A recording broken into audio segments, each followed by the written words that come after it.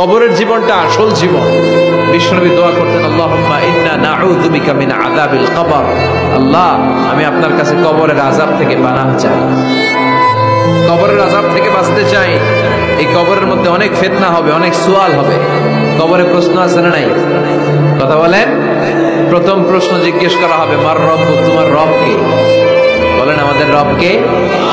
ওয়া মা দীনুক, তোমার ধর্ম কি? বিষ্ণুবীর চেহারা দেখিয়ে বলা হবে, তাআরিফু মান হাযা রাজুল, এই লোকটারে চিনো? আমরা কি বলবো?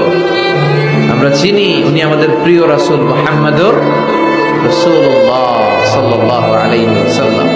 এরপরে জিজ্ঞেস করা হবে, এগুলো কোত্থেকে শিখলা? আমরা বলবো কোরআন থেকে। ফায়ুফসাহু লাহু কবরুহু ৭০ যিরাআন, সুন্দর সুন্দর উত্তর করতে পারলে আপনার কবরটারে ৭০ হাত লম্বা করে দেওয়া হবে। ইফতাহু লাহু বাবুন ইলাল জান্নাহ, জান্নাতের দিকে একটা দরজা লাগিয়ে